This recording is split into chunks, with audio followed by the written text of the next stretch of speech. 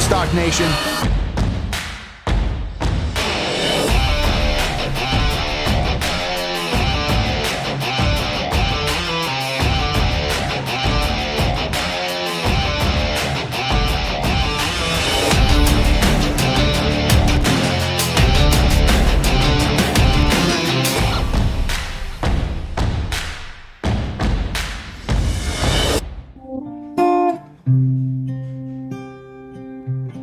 I won't let you in. I won't carry the load. My hands are full of silence. My heart's a heavy road. I've been walking with shadows, talking low with ghosts. Try to hold it together, trying to be the most for you, for them, for me.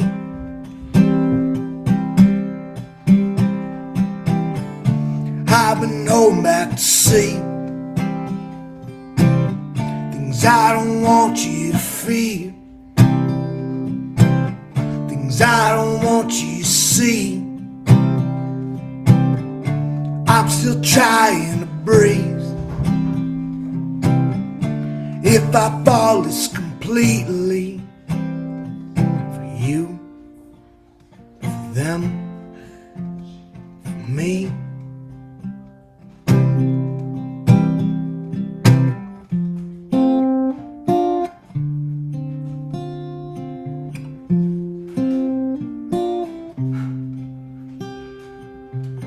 I keep the lights on late,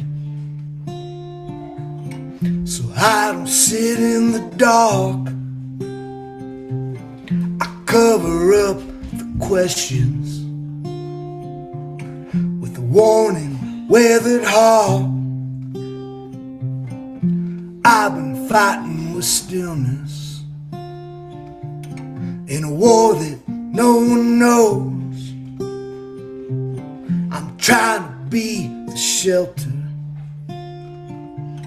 when I'm barely holding on. For you, for them, for me. For you, for them, for me. For you, for them, for me.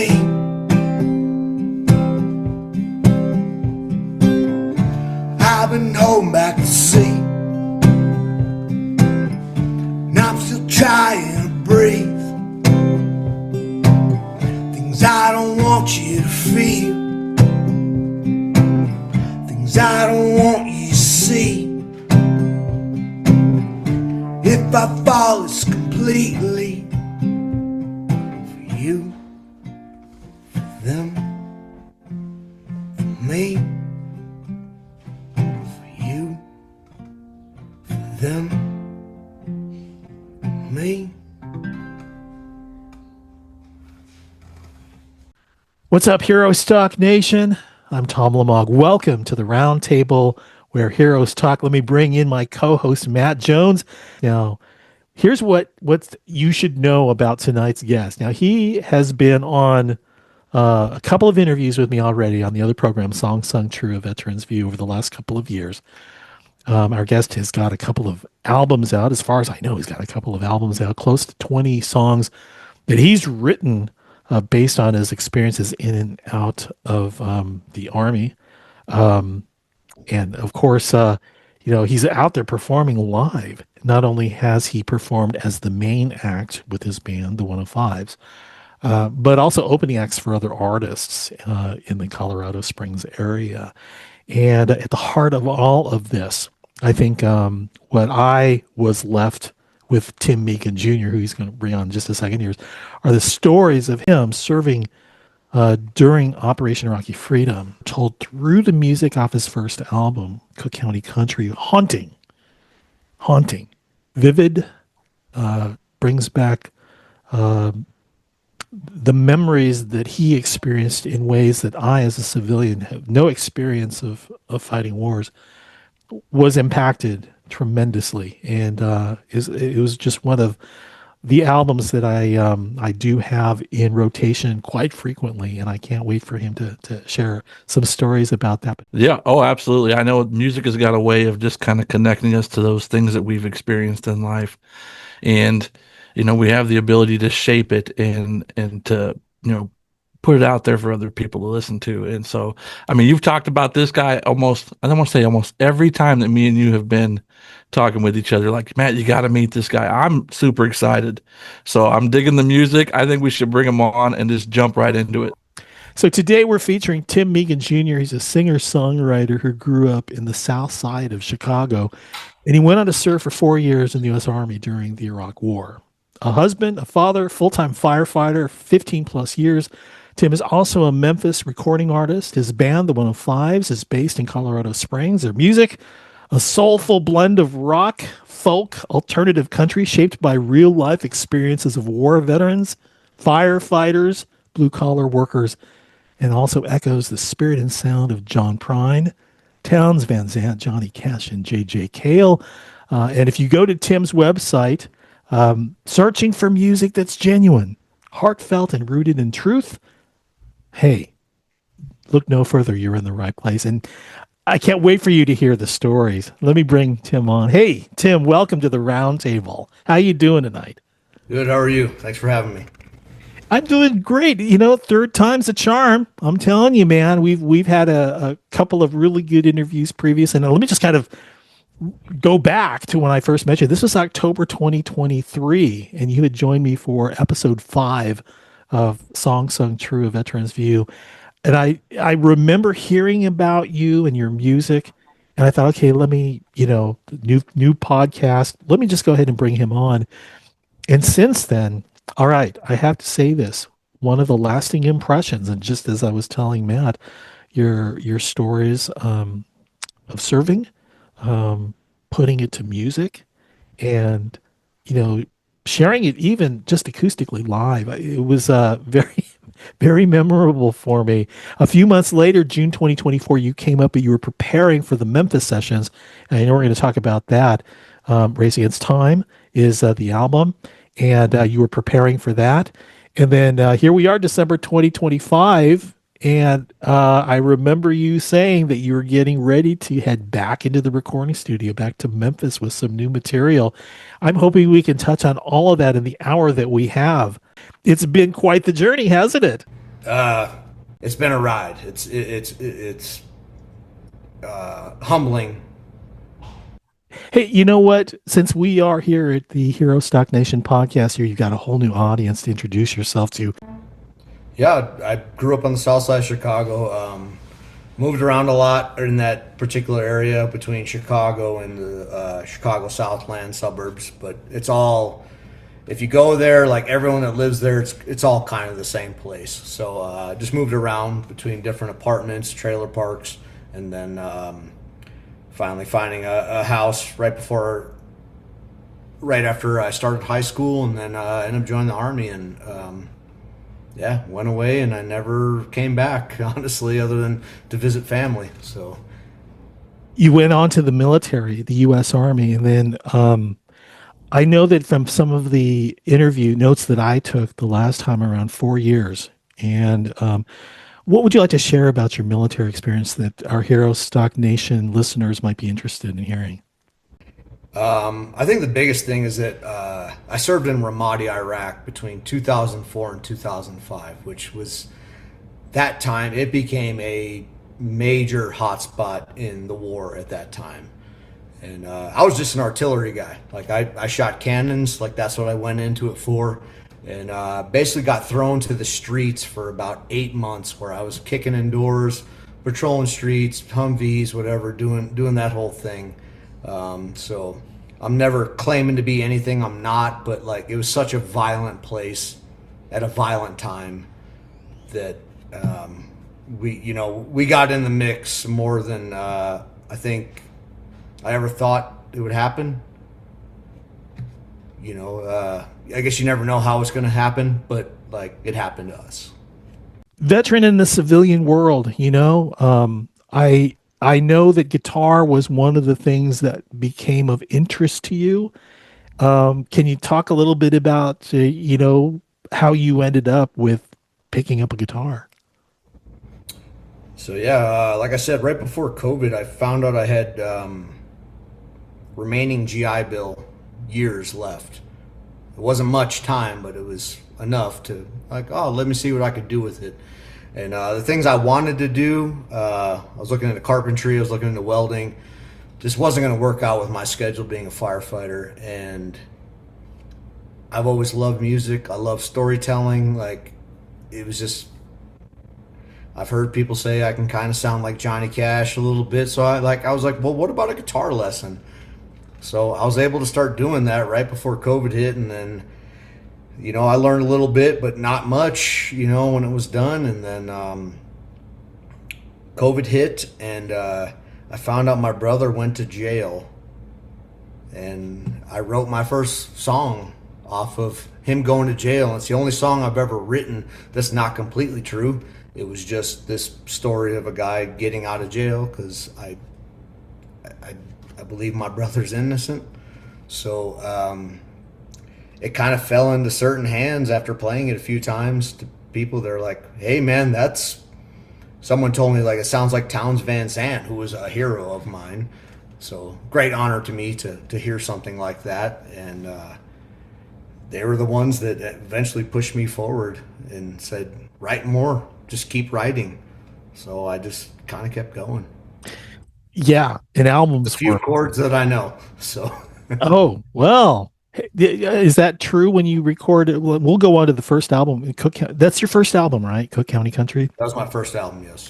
So, about how much time had passed from the time that you had written that first song and then got the encouragement of others to, you need to write more? How much time had passed? It ended up being about a year, I would say, because once they heard that first song, they were like, that should be recorded. I was like, okay. And they're like, do you have any more songs? I was like, no, I don't. I have that one. They're like, write more. They were coming from Louisiana. And so they're like, well, write more. We'll come and record it with you. So I'd written two or three in the time where they came. And then over about a span of a year, we had done the 10 songs that would eventually become that album. A year. Just recorded in my house of, hey, I wrote the song, and we just turned it into something. Now, let me ask you about the content of the songs that are on the album. When you were writing these, did you have something in mind in the way of like a story to tell or an audience that you wanted to kind of target this music towards? Did you have something in mind? Not at all. I think I channeled the artists that I really, really like. I love John Prine. I love Towns Van Zandt. And I think it was more therapeutic for me to just write about my past, I guess. My brother is the one that hit me after I'd written a few songs. I felt like an imposter, to be honest with you. And I was sending it to him because I felt like he was one of the few people that actually wanted to listen to me. But I was writing about our life, it was his life too, other than the military side of it. But he said something to me that like it just burns in my mind, and it did that day, and like I've continued since. He was just like, "You have the stories, tell them," and it was just like, wow, I do. Like I'm not a 21-year-old making up stories. I'm at that time upper 30s person telling the stories that I've actually lived. It's never intentional by any means. So the songs on Cook County Country, there are 11 of them. And when I think before thought about interviewing, I thought I better get familiar with the material that's on that album itself. And when I listen to things like Return Fire, right? For someone who's never seen war like you have, that was an eye opener. Return, it just the feeling within the song, the mood that was set, the words themselves. It was also April 16th, 2005, and maybe you can talk a little bit about the message within that particular song. That's the one that covers the most basis out of it all. Rather than me talking through the rest of these songs, if you wouldn't mind sharing that with us, and then we'll come back after you finish and we can talk a little bit more about the story behind it. Sure.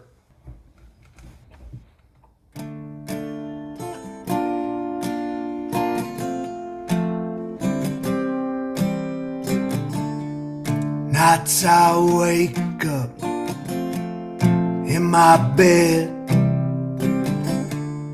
all these memories living in my head. Guess the whiskey only helped for a while. Now I'm drinking, feeling I'm about to die. 'Cause you can't go to war, not think about it anymore.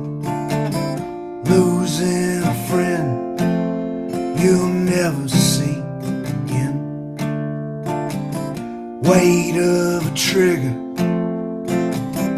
underneath my finger.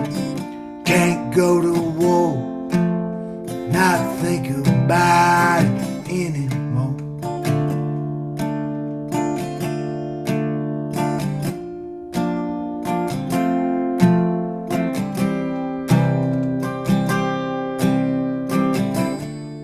Bad days coming, bad days go.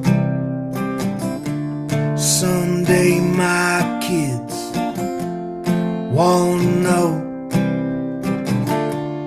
why the daddy needs to be alone.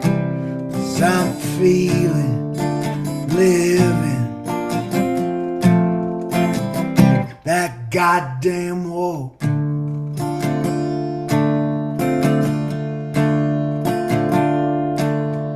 Can't go to war, not think about it anymore.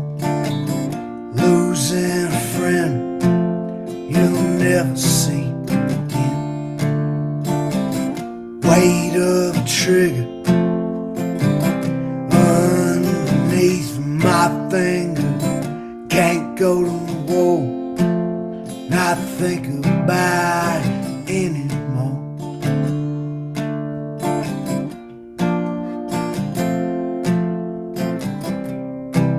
Let me tell you why.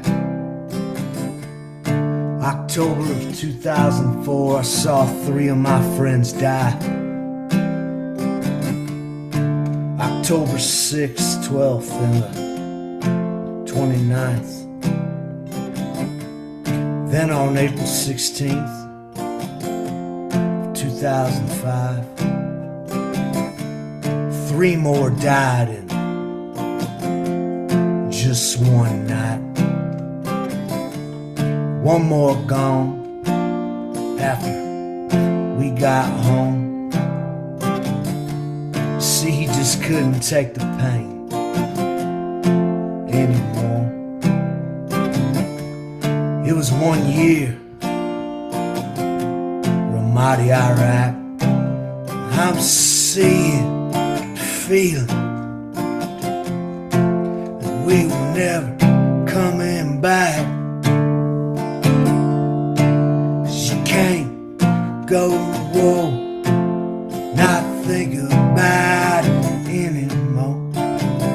Losing a friend you'll never see again. Weight of a trigger underneath my finger. Can't go to war, not think about it anymore.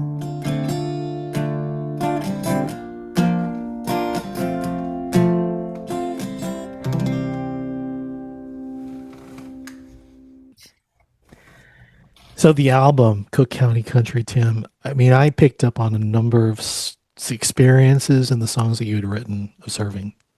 Was this an experience that was cathartic for you? Yeah, 100%. Just because, I don't know what people go through. I only know what I went through when I came back, and it was this realization that not a lot of people go through that.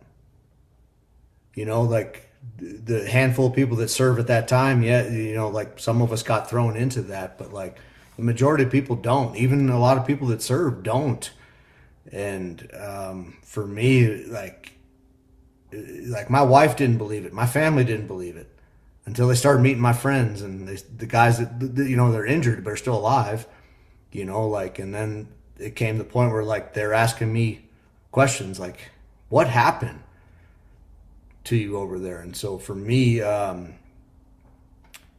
just very therapeutic to write about that because that's the truth. I'm not hiding behind it. I'm telling people, it's not all 4th of July and like wave the American flag. Like trust me, I am that guy, but like it comes at a cost. So I'm just curious, have you played it for, friends who have not served in the Oh military? yeah, And yeah. and their response, is it what you expected from them? I'll get occasional, a veteran, that will come up for sure. I think the biggest response has been, initially when I wrote it, it was my wife, it was my father-in-law, my mother-in-law, people that like did not know me before I was in the military. Even my mom, like I didn't tell her anything. Like after you come back, I didn't tell her anything. Like you don't tell any of your family. I didn't tell any of my brothers, my sisters. Like no one knew that other than my family saw a change in me, and they couldn't pinpoint it other than like they could say, "Oh, he went to war," but there was no story behind it because I wouldn't talk about it. My wife knew me as is. My in-laws knew me as is. But then, like I have good friends that, I serve with that came back and they're either missing a leg or, they're burned or something like that, or they're missing an eye. Like when they come around, like I have, like my wife was like, "What happened?" She started asking questions. And so I kind of became an open book at that point. So the biggest response has been my family, I would say. Like, and I think being able to tell that story, I hope that it gets to other families who are like, "Hey, maybe that's my brother," or like maybe that's my uncle, maybe that's my dad, or my mom, or like whatever it is. Like they find a home for like maybe, oh, that explains why they came back changed. Thank you for sharing that story and for the song as well too. It really encapsulates my feeling about the album itself and what's in it. And to this day, it is an album that I will just recommend to friends for sure. That was in my mind. And I think when we interviewed the first time around, um, I had compared you to some of my favorite songwriters from when I was growing up in the 70s, some of the songwriters. And it's just for a home recorded album, my friend. And I know let's go on to the next Thank you. album. All right, Race Against Time. And I know that you carried over some of the songs to the new album as well too. But before we get to that, maybe you can kind of set up what was going on when you decided that I got more and I want a band. Maybe you can kind of move us forward in time and let us know, what the thoughts were in getting ready to record a new album.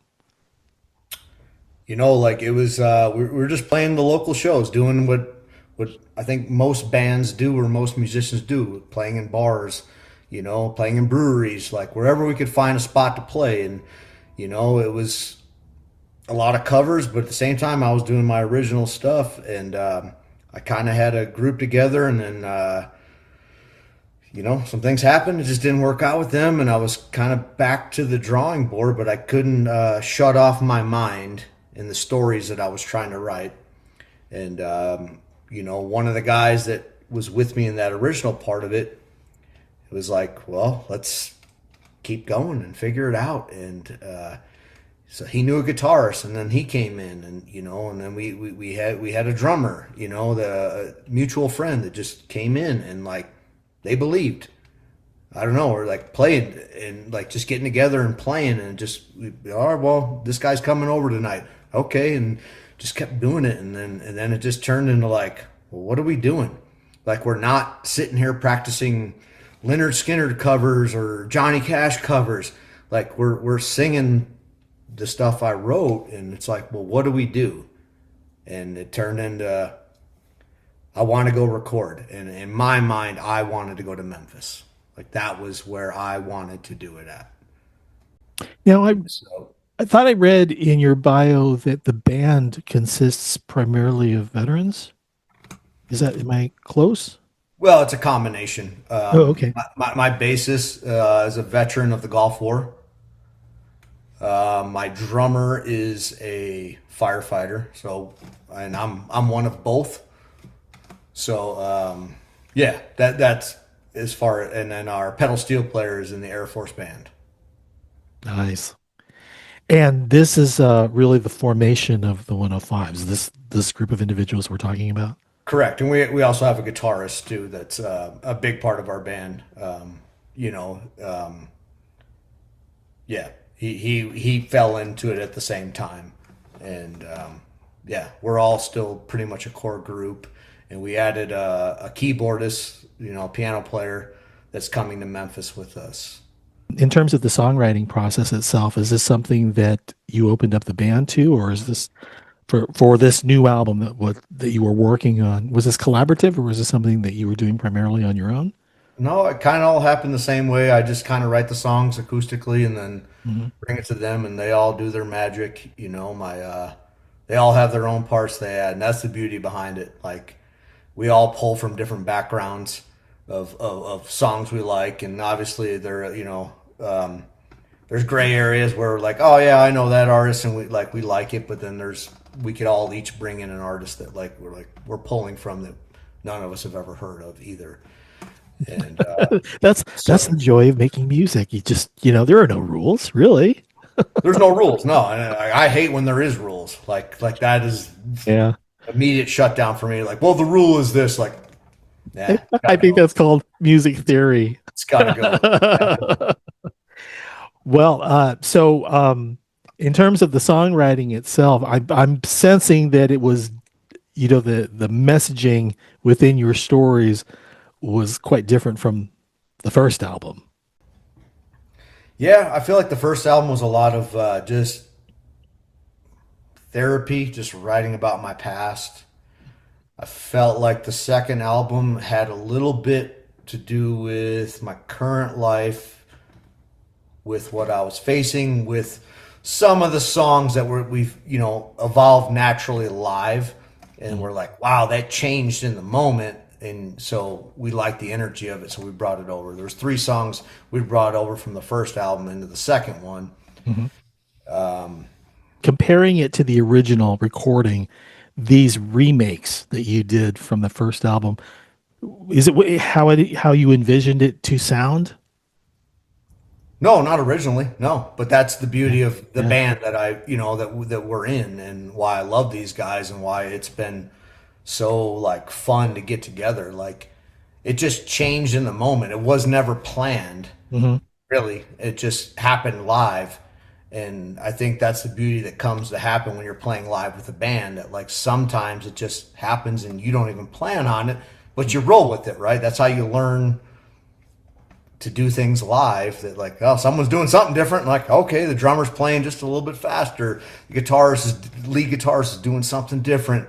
And, I'm just the guy on the acoustic guitar singing. And I'm like, I got to sing this faster because the changes are coming around way quicker, and like it just, some songs evolved and to the point where we felt like it's a completely different song. Lyrically, it's the same song. Right. Structurally, it's the same song, but speed, is different. The different licks you add, different drum, like just some things change to where it sounds like a different song. And so we picked three of them to carry over. One question that comes to mind, um, you had mentioned you're writing about, things that you had experienced in your past. Um, do you notice that kind of some more of the initial beginning music is much more haunting, much more kind of down there in that foxhole kind of vibe, as opposed to the stuff that you're writing now? I would say yes. I really touched a lot on my military experience, like what it was like to go through that and then to come home to that and not be able to talk to anybody about it. You know, Yeah, to find a way to tell people about that story, to tell my family, like this is something I hope lives on forever, that my kids one day will like wonder, like, I want to know this about my dad, because it's not something I sit down with them and tell them everything about. But, I have a friend that shows up, that's missing a limb or, burned, like I said before, like they ask questions, and it's just, yeah. So I wrote a lot about that. And I wrote a lot about childhood, where I was from, because I think as a songwriter, I'm late into the game. I just started, from the very beginnings, and it's just sort of just keeps developing, and to yeah, what I'm writing about. yeah. But I'm right yes, there with you. I'm right yeah, there with you. Um, so well put, foxhole, right there. yeah, right there. I mean, down there in the mud and the muck, Yeah, you yeah, know. Um, but what I've noticed is that like I started writing music, just as something for myself, and music kind of took a different shape for me, and it was hard to see, when music's always just been music. It's been a constant in your life, but I was able to see that music could be used not only for my own personal healing, but to help reach out to others and connect with others. Are you noticing kind of that? I want to say almost like a broader range. Um, like, are you capturing the audience of people who are outside of the military or first responders who are really saying, "Wow, like this impacts me too." yeah, 100%. So I think like it definitely bled over into our second album, where like I tried to write a little bit broader, and not I'm still writing about the same stuff, but I'm not being specific about it.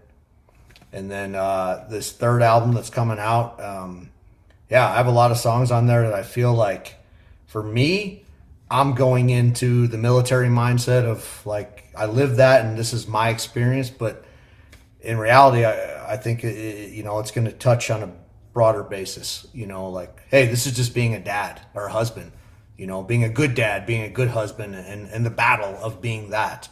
You know, yeah. So yes, it has expanded. I haven't been very specific the way I was like doing April 16th. Like that's very specific to me and my battery in Iraq, and my songwriting now. I think I hope it touches on a bigger realm, even though Yeah. it still falls into that same area. But it's yeah. I hope it touches more people. You The know. other question I had is when you're playing your very beginner stuff, that's really kind of the darker topics, and those kind of things that we experience that kind of bring us back to that moment and put us in a place where we start feeling those feelings again. Do you find it hard to build a set list and include those types of songs in a set list? I do. I wait for special moments to bring them back out because I don't play them all that much anymore. I had a great weekend in April where I opened up for Jason Eady for 2 weekends in a row, and he's been a hero of mine. And like one of his songs inspired me to write one of the songs I like wrote really deeply about what it was like to come home. And so like I used that song in that moment, to say, hey, like I wouldn't have written the song had I not listened to one of his songs. So yeah, I don't bring it out that much anymore. I try to read the room. I try to read what's going on or where I'm playing to bring them back out. But no, they don't come out that often. So, hey, Tim, You have been to Memphis in the recording studio dealing with professionals who have probably worked with some, well-known individuals. Can you talk us through a typical day in the recording studio when you were there last? We'd usually show up. I think 10 o'clock was our start time. So for us, it was not the whole rock and roll experience. We're just drinking and doing stuff. It was business. It really was. Usually, you'd spend I'd say about 2 hours trying to capture the tempo of the song, like where it kind of fits. And then we record it live with the drummer, the bassist, me, and our guitarist at the time. And then you kind of backtrack a little bit, and so once you have the drums down, you have the bass down, like that's kind of the foundation of the song. And you had our guitarist, like he's so good that like he'll be he's right there in the pocket too. And then at that point, the next like couple hours is I'll go back on and do my acoustic side of it, and then I'll do my vocals, and then I'll do maybe we hear another guitar part, so my guitarist will come in, and you just start adding these different layers into it. So it's like a semi-live recording, but each song I would say it's in that 3.5 hour pocket. Some you nail, some take longer than others. There was I think it was the producer who may have said, it's missing something. And I need there's a musician I have in mind that can fill that gap. I'm trying to, I want to say that was someone in Memphis that it was a musician who he called out of the blue and brought right in. Does that sound familiar? Well, yeah, we were hearing at that time we didn't have a piano player or a keys player, and so it's like, well, I hear an organ on these. I think it was like 6 songs that we used, and so he's like, do you want to do it? And we're like, well, yeah, someone, and he said, yeah, we do. And he was like, you ever heard of the band Lucero? And like me and my bassist looked at each other like, that's one of our favorite bands. And it was like, yeah, we've heard, like, we try to play cool, we've heard of them. He's like, so you guys know who Rick Steff is? And we're like, yeah, we know who Rick Steff is. Deep down, we're just like, oh my God, is Rick Steff coming here? Like, just absolutely excited out of our minds. And so he makes a phone call, and he's like, hey, Rick Steff is available tonight. He'll come in, and add the keys part in whichever way we want it. And we're like, oh, cool, and like deep down, we're just like screaming in excitement, like that we're recording with one of our heroes right now. See what happens when you get involved with music. You never know where it takes you or who you're going to meet. Yeah, one of the coolest dudes, one of the coolest guys you'll ever meet too, by the way. Did it ever come to the point where it was like, okay, we're acting cool now? Like, yeah, we heard of them. To like where it's like you don't act cool, you're actually ecstatic about it. No, we didn't, because I didn't want to scare him. Just stone faced. It was wild. Like at one point, he was just like, like he'd listen to the music and he'd like you could see in his head he was developing it, and they'd stop and he just kind of talked to us. He's like, oh man, we're gonna go play Alaska. You guys ever played Alaska? And we're like, no, like not yet. We're trying to play it cool, like we're bigger than we are, and know we're nobodies. But in his mind, like, I don't know, like he felt like we could have been that, and it's like, that's cool to think, but no, never got ecstatic. I wanted to, but you don't want to scare the guy away. Yeah, that moment you get home and you're like, yeah, oh, exactly. Yeah, we got home. Yeah, there was definitely some. We popped some beers and we're like, oh my God, we just recorded with Rick Steff. It was cool. Oh my gosh, there was one other perk to that album. And unfortunately, I missed it, but it was your CD release concert, I think is what that was. It looked exciting. I mean, you invited a whole bunch of people. You got to perform at a major venue, I think, out there in Colorado Springs. Yep. And How did what was that experience like? For those of you who have not been to a CD release party, you have to write, record, perform, and then get invited, or maybe you have to go ahead and say, hey, I want to go to a CD release party together and then do it. So We were part of like 4 bands that played that night, and we played earlier in the day, which we were excited about because we had over 200 people that came out to see us that day, and so like we played the album and that was it, and then we went out and hung out with them. Like it was, and for a lot of them that came, they'd seen us in the bar, or maybe they hadn't seen us at all. Like some of my family came out and they're like, what is going on? Like they thought they were going to a brewery to see me, and like oh no, like they're in the green room and they're like this is the venue. There had been over 500 people there at the show to play with between the 4 bands, and I counted the amount of tickets we had sold and the people I met. It was over 200. I felt like I was back at my wedding after I got married, where like you couldn't make it around to say hi to everybody, and everyone's trying to buy you a drink, and you're trying to see everyone that came just to say thank you. mhm. It was wild. It was one of the greatest nights of my life, to be honest with you. It was something I never thought I would ever do, and there I was. Yeah, it was a big deal. I know you had been promoting it, and I thought, yeah, I'll be there. I'll be there. I'll just, after this next album, dude, I'll have to look at my calendar and make plans for that one. Is there a song you can share with us right now from that album that you want to kind of play for us? Yeah, I'll touch on this one. It's probably my favorite one off the album, and for me, it kind of going back to what we were talking about earlier. Just it is military based, but it's about. I think the reason my wife loves me is because I am crazy a little bit, and it's just my way of saying I'm sorry to you for that. But I think that's why she kind of loves me. So.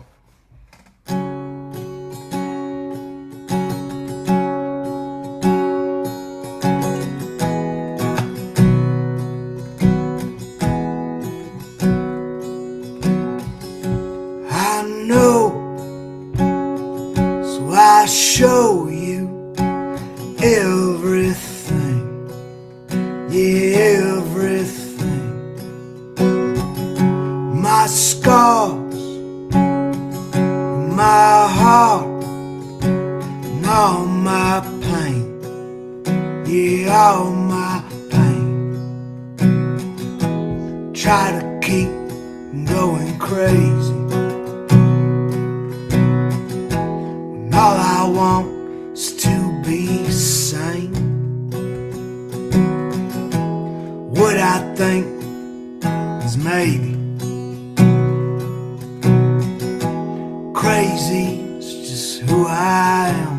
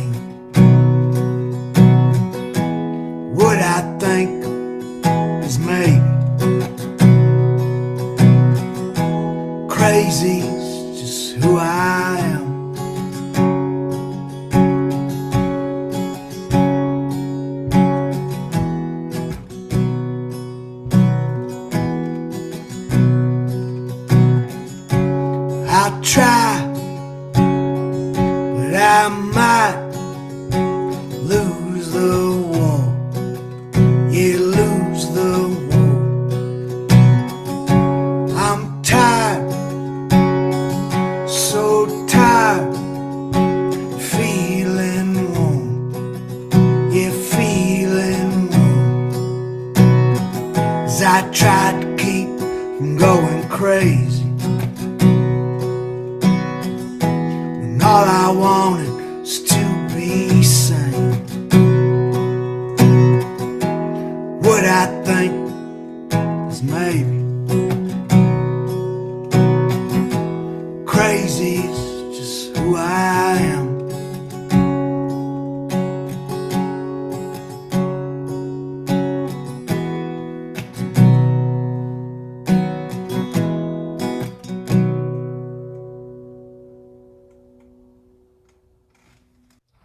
So was Michelle the first person you played it for?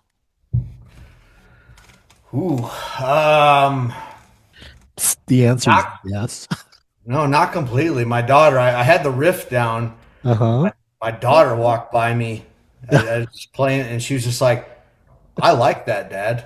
And I was like, "Okay." I was like, "What?" She's like, "It just sounds good." So I was like, "Well, I guess I better finish it." So I'd say she's kind of the first one to heard just the little parts, and then yeah, once I finished it, it was just just all my antics, all the things I do. I'm crazy by most regards. A lesser woman probably would have left me by now, but my wife is hung by my side.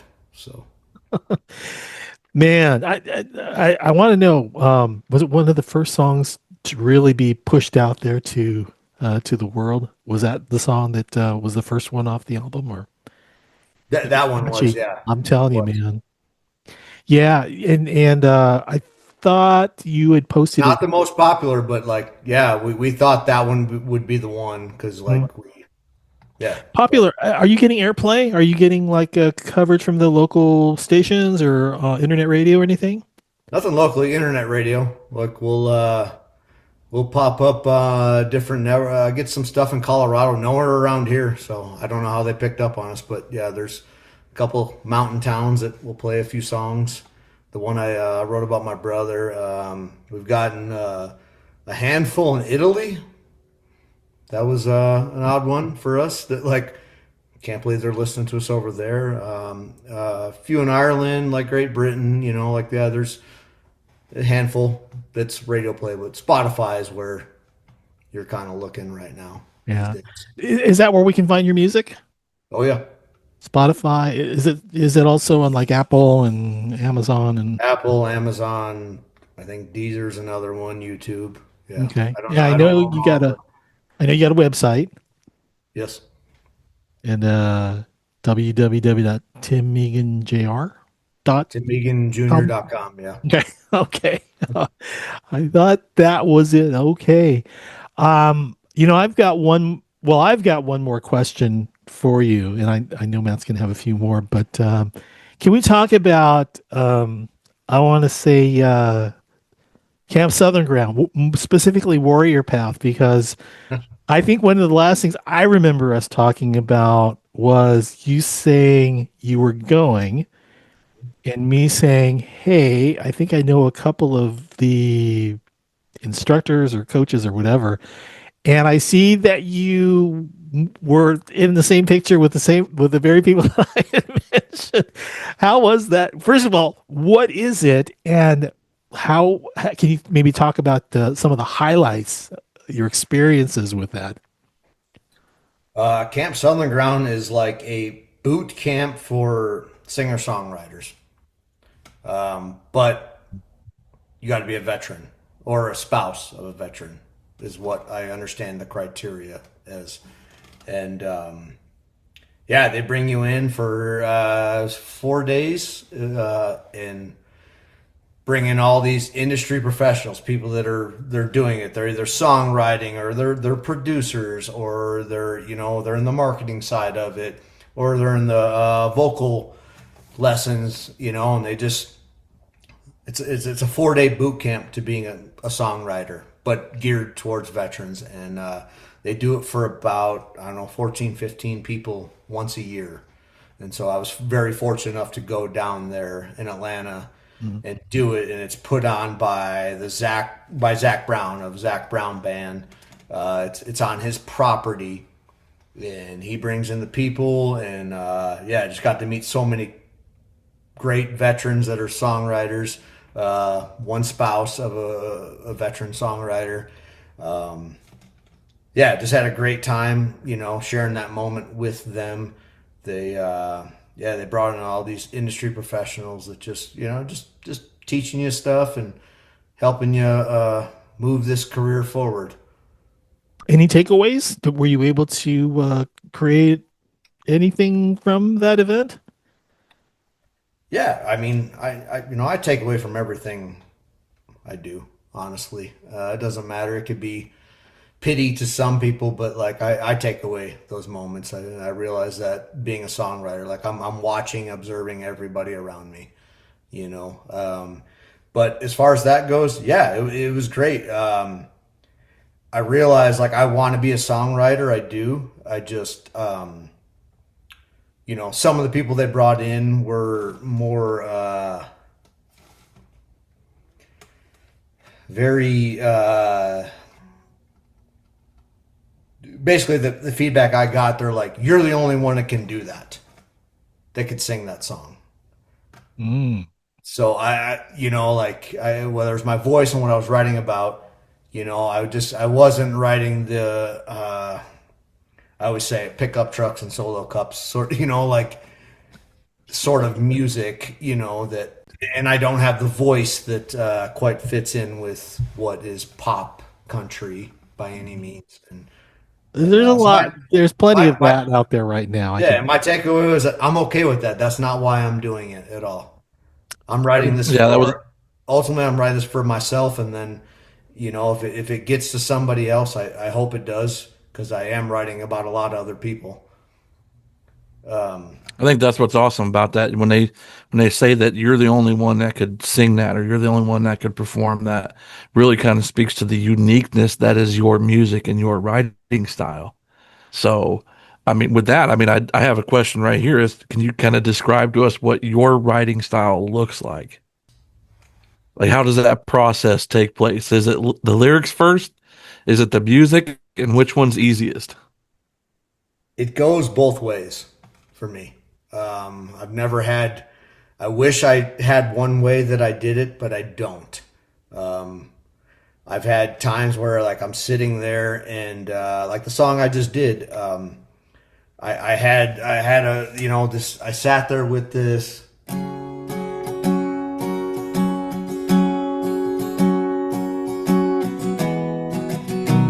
And I kept doing that over and over, and like I don't know what I was saying at all. I was just like, all of a sudden I was just like, I know, so I'll show you everything. And that's all I had. And my daughter Yeah. walked by me and was just like, Dad, I like that. And I was like, oh, well, maybe I'm on to Now, something. do you ever do so? Like you were saying, you were just strumming that kind of over and over, and you didn't know you were saying. Were you kind of humming along, trying to develop this kind of lyrical melody to go with it, Yeah, and there's then it always turns something into there. words? Yeah, I think there's something always there. You're trying to find like what would fit, what words would fit, right? Like what fits in that realm that you're doing right there. And so yeah, I've done it that way. And there's times, man, I sat there, and one of my other favorite songs off the album that's doing pretty well right now, like I wrote that as a poem while I was sitting at my son's practice. Like when I was thinking about the music business and everything I had to do, and he's just practicing. And so I wrote it as a poem, and I didn't have any music behind it. And then I went home and I found a way to put the music to it. So I do it both ways. Like there's never one way that I actually do it. I just know that I've learned to never pass up the moment to write something down that you're thinking. If I have a dream and I wake up and I'm like, I'll remember that, I'll forget it if I don't write it down. So I'll wake up and I'll write it down, and I'll just try to like capture whatever I'm trying to say in the moment. I imagine you have a lot of voice recordings on your phone as well, of just kind of Well, yeah, I'll be in the car, yeah, like you'll hear another song. You'll hear another song that like you could take the same words and try to figure out a way to say it differently, and it's like, well, that's the start of a song, right? We're all doing that. We're all taking a melody or or something like that, where we're all stealing from somebody. Like that's the honest truth. But you try to make it your own. So yeah, tons of Yeah, voice there's only so recording. much you can do. There's only so much Exactly. you can do with those musical notes. So kind of like refine it into something unique and something you. And what makes it different is your voice, right? It's your voice or your story. Like I write about war, I write about being in Chicago or whatever like that, or my story being a dad. Like I try to write that. I don't try to write something that I don't live, I guess. Absolutely. All right. Well, you know what? We're coming up on God closing time. I think Tim. I think I just want to say how wonderful it is to catch up with you. It's our third interview in what 2 years, and in that time, what I'm seeing is someone who started off with a homegrown set of songs, an album that was recorded at home, has matured through this process of, not only writing lyrics that are outside what we've heard before, something fresh and new, but also bringing in more musicians. That may require some type of leadership for sure to go ahead and motivate your band members and then get into the recording studio. You're traveling across country to get this done and working with professionals on a business level. I mean, look at you. A couple of years later, here you are. You really are in prime time, it seems. Trying.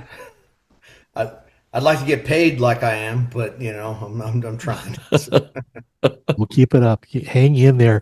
All right. Well, coming up next at the round table where Hero Stock, it's December and we're talking to some of Hero Stock's sponsors and vendors. It's Hero Stocking Stuffers Month. Last week, we spoke with Gavin Gowron, the president of Doc Goodbeard, about his line of beard care products with visual demonstrations of beard shampoos, oils, and balms with our own Matt Jones. Next week, it's Greg Atkin, the owner of Strummin Comfort Pick System. If grasping and holding a guitar pick while playing becomes a challenge for you, check out the Comfort Pick System. We also have veteran Chris Parks, the owner of Smokin' Red, White, and Blue. He'll be stopping in with his salts and seasonings that you can apply to meats, vegetables, cheeses, cocktails, and I even hear ice cream. We have to give that a try. I tried some on some chicken last night. I got to tell you, definitely want to check that. And it's all coming up in December. Matt, any closing thoughts?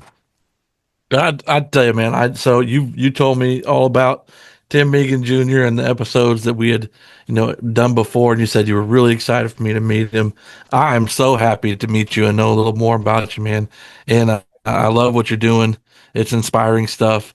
I think that your music really does paint a picture that sometimes you want to create, some change in people's lives. You got to be willing to get down there in that foxhole and say, hey, man, come on, I know the way out. So I really appreciate what you're doing, man. God thank you bless very you. much.